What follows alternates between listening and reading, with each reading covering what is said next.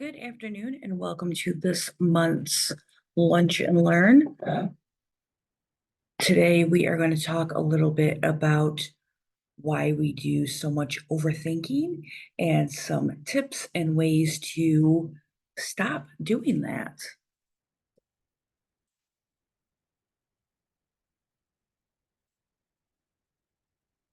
So overthinking is when someone excessively dwells on a topic or situation. This makes it harder to focus on anything else. It involves repetitive and intrusive thoughts of negative feelings that are out of our control. So some people think that overthinking can be helpful because you're looking at a situation from all angles, but that's not the case. And research actually shows that it's associated with feelings of depression, anxiety, post-traumatic stress disorder, and a need for some kind of control. So some signs that you might be overthinking. And the good thing is once we kind of go over this and you start knowing what the signs are, then you can really start making steps to creating some really good change. So again, some of the signs that you may be an overthinker is that you get consumed by a single thought. It's really hard to relax. You are constantly feeling worried or anxious. You feel like you need to be in control all the time. You have a feeling of being mentally exhausted. You have a lot of negative thoughts going on all the time. You keep replaying situations in your mind. You keep second guessing the decisions that you've made, and you have a lot of the worst case scenarios, or a lot of what if I did it this way? What if this happened? Um, things that can't be changed. So, what are some causes of overthinking? So, fear of making a mistake or fear in general is one of the big reasons why people overthink. So, fear of making a mistake is a common feeling that many people experience. And it's really important to remember that making mistakes are a natural part of learning and growth. If we were all perfect all the time, what fun would life be? Um, So by reframing that fear, you can embrace the mistake and make it an opportunity for growth and for improvement. You can turn these mistakes into ways to find out solutions to these problems. So instead of dwelling in the fact that you made a mistake, being like, okay, that happened, but now I know how to make something better or not make that mistake again.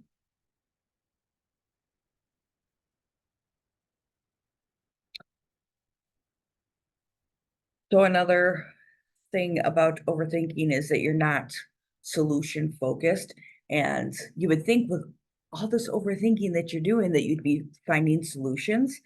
But actually, when you're overthinking, all you're really doing is overanalyzing and dwelling and worrying about the problem itself instead of looking for ways to find a solution to the problem. Sometimes part of overthinking is caused by perfectionism. So this is that never-ending quest and need to find ways to have everything go your way or for everything to be perfect. Some things you may notice if you are a perfectionist is that it's an all or nothing kind of way of thinking. So it's we're doing it this way, or this is the way it should happen, or it's just never going to be good enough. People who are perfectionists also tend to be highly judgmental. Um, Mostly on themselves, and it also kind of spills over to other people. They have an unrealistic standards, and again, mostly for themselves. And this can cause why you're constantly overthinking.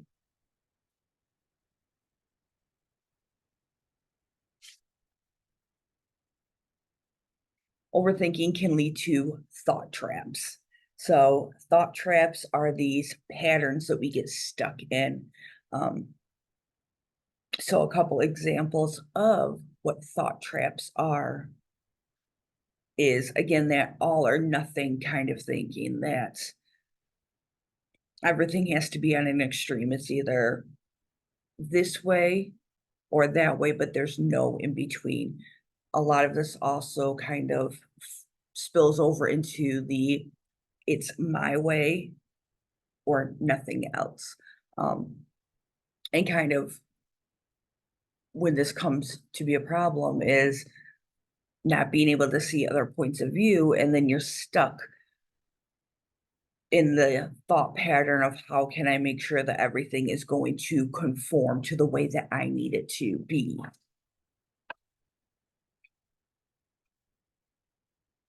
Another thought trap is mind reading. So this is when you start assuming that you know what people are going to be saying, that you're really trying to think about what the next answer may be before you even hear the question, because you think you know where this conversation's going. Often when this happens, you're just kind of, again, assuming like, I think I know where you're trying to get to, so let me answer you before you get that finished. But what happens is no one can really truly read minds, and many times your assumptions may be inaccurate.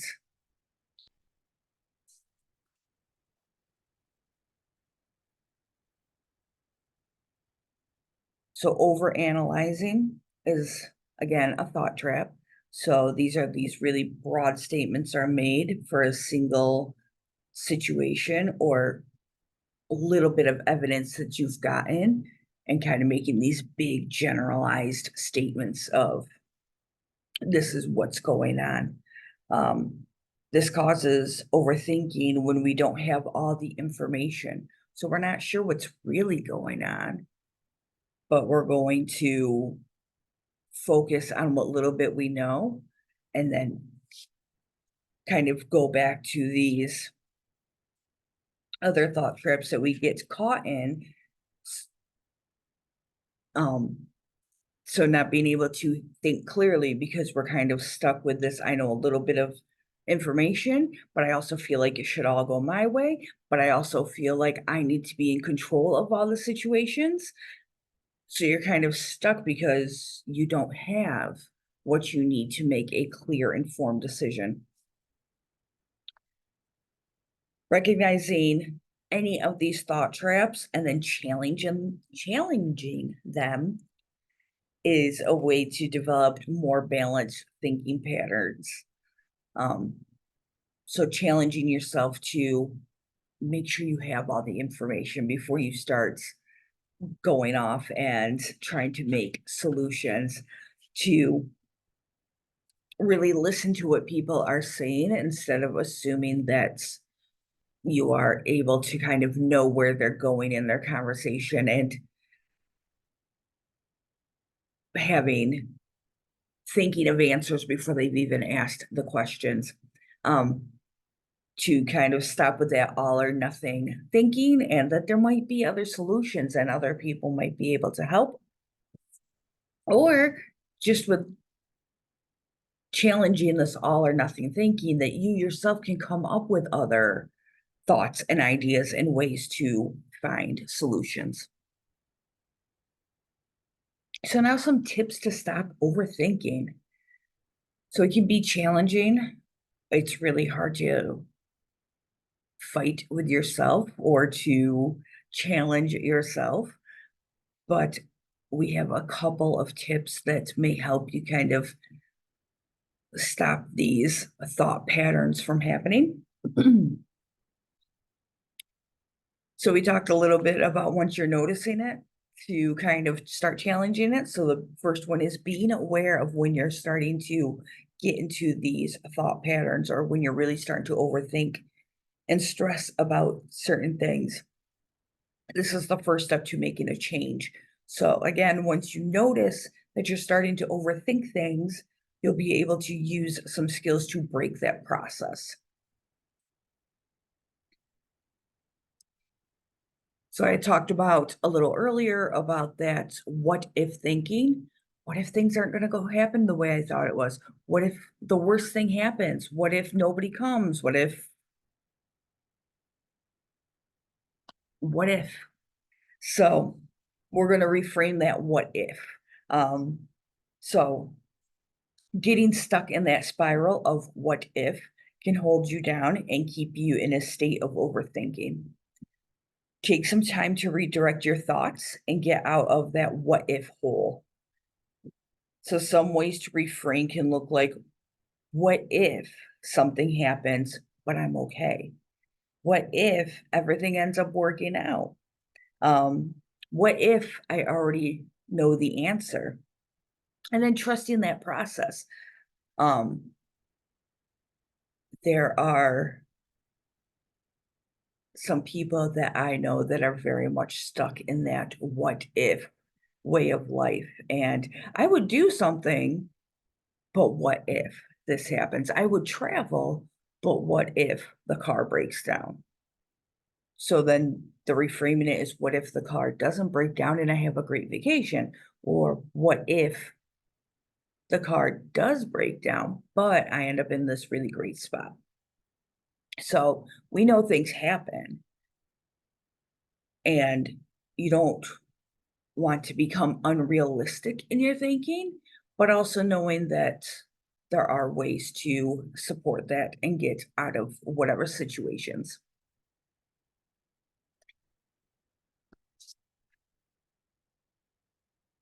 So another tip is distraction. So when we think about this, it's engaging in other activities that you enjoy or require concentration to distract your mind. So if you've been with Virginia Family Network for any amount of time, think self-care. Find things that make you happy and will take your mind off of whatever it is you're doing or what that you're overthinking about. So this can be very easily um, exercise or starting a new task or even, crafts and art projects and reading a book, whatever it is that you find enjoyable that will get your mind off of whatever it is that you're overthinking about.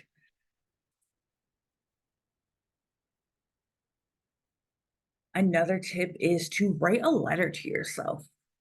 Um, and not just writing a letter to yourself, but writing a letter to that fear that keeps you overthinking. So, writing a letter to the rejection, writing a letter to the failure.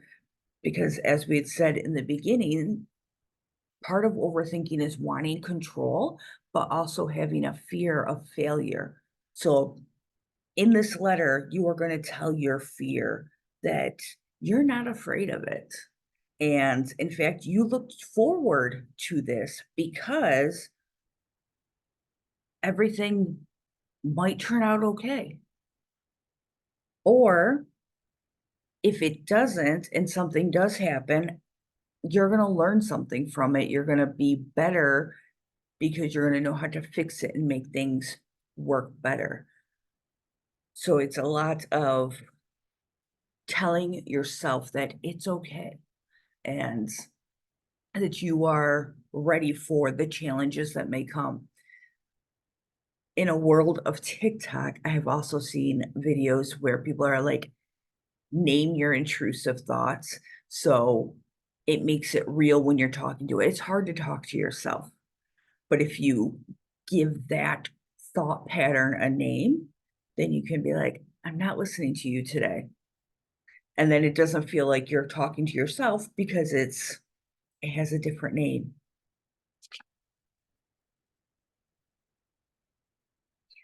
The other big thing that we find is we get stuck in overthinking about big decisions about, should I do this or should I do that? So, a way to combat this is to give yourself a time limit. Um, this way you're not endlessly thinking, what should I do? Should I do this? Should I do that? The other great thing to do while you're still within this time limit is to write out the pros and the cons of the situation. What are the good things if this happens? What are the good things if we don't do this? Or what are the bad things if we don't do this? So writing out kind of those decisions of, if I do this, what does that entail? Um, and for some of us, it might be, if I go to a conference, or if I go to a trip, or if I take a new job, or whatever it is. But what are the good things about that situation? What are the bad things about that situation? But keeping it again within this time limit. So when your time is up, that is how you're going to make your informed decision.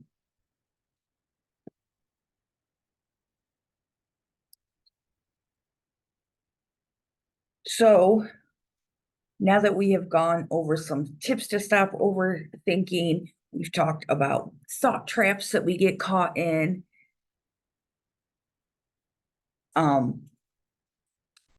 We can start working through these thought processes. You can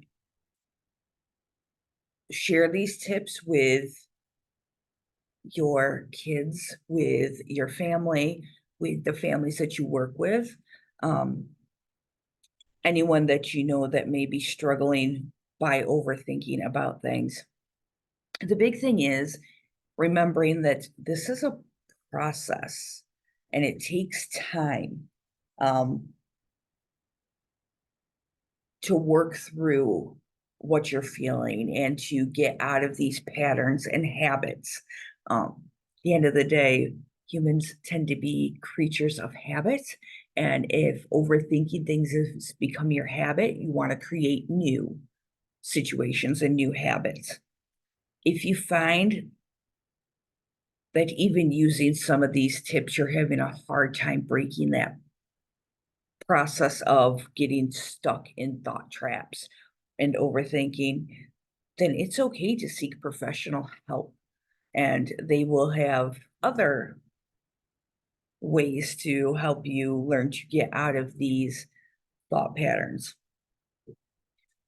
As always, know that you're not alone, that there's lots of help out there professionally or with peers or family to be able to start looking towards getting out of these thought patterns.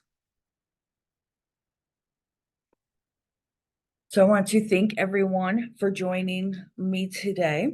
If you have any questions, as always, please put them below. If there's anything that you would like to add, if you have tips of how you stop these overthinking thought patterns, please share them. As with everything, we learn so much from each other. And I look forward to connecting with everyone again next month.